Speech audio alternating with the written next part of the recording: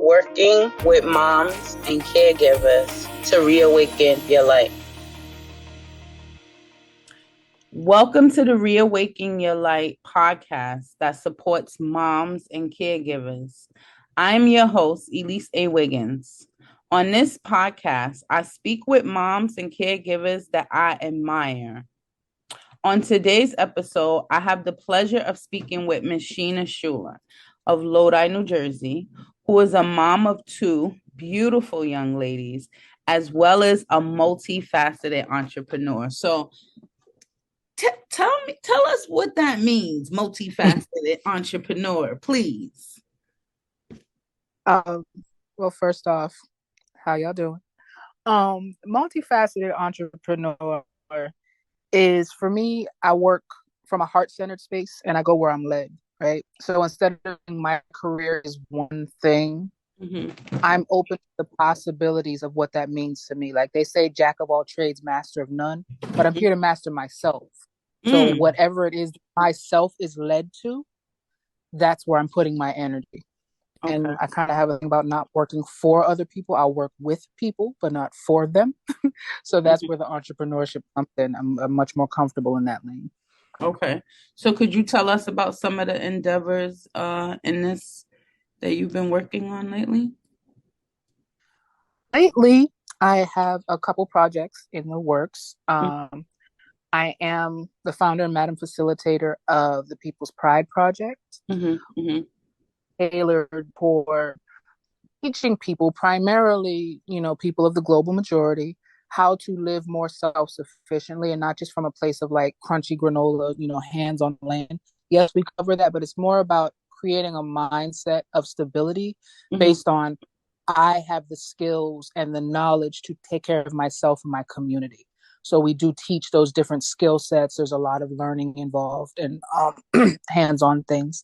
I also have some books in the works, soon to be published. So be on the lookout for those. There's always something happening over here. So you'll hear more about it. So, okay, so all of that sounds amazing, right? Now, there is this creative entrepreneur is what I'm hearing, not just so much of product, but it's like, okay, how can I help and how can I serve? So how do you prepare yourself? Because you're also a mom, right? We'll talk about that too. But how do you prepare yourself to serve? Because how do you care for yourself so that you can care for others? That is, I've gotten better at it over time. I had both of my daughters young. So quiet as it's kept, they raised me as much as I raised them. So in that understanding, I'm still recognizing that mom is my title, but Sheena is always who I'm going to be, right? Gotcha. So sometimes I have to work from that framework of what does Sheena need to be a better mom? You understand what I mean? So I have to look at it from that perspective. And as far as what allows me to serve, it is partially an innate thing. This is just where my heart is. This is what I do.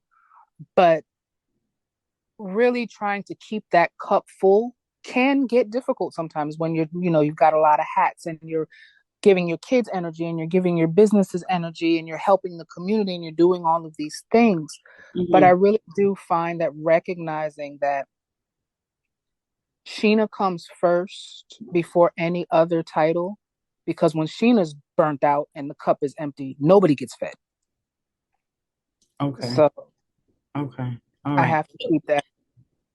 So I didn't even think we were gonna go here, but I like where this is going, where there were some mothers who would say like, oh no, I have to put my children first because I'm a mother and I'm the protector. What would you say to those mothers who are like, no, I can't come first?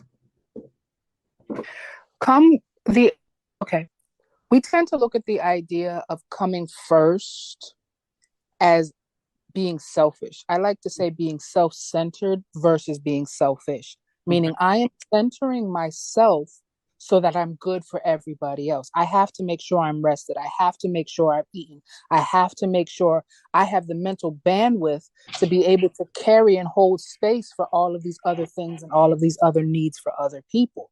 If I do not allow myself that space, everybody loses.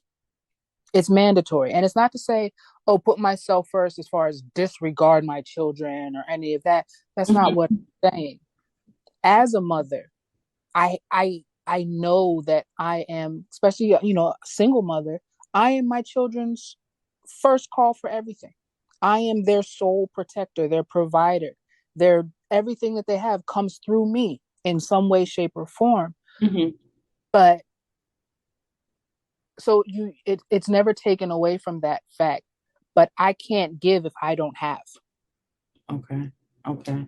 Totally understand that. So I want to go back. So let's talk about what you said about being a young mother. Could you take us through the beginning of, having your first child and like up until now?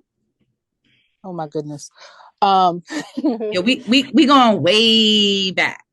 right? Fresh out the wrapper. When I tell you I had my first daughter when I had just turned 19, I was a sophomore in college. When I tell you I was fresh out the wrapper, I was fresh out the wrapper. Mm. So I didn't know what the heck I was out here doing. I'm gonna be so honest. So honest. Um, I love and it. even in that, I remember being afraid. And it really that's a really good tie into what I was saying before. I was being afraid. I remember crying to my mother, like, I don't want my daughter. I asked her, how old do kids start talking? Hmm. Hmm. And she was like, why? I was like, because my name is Sheena. I'm not ready.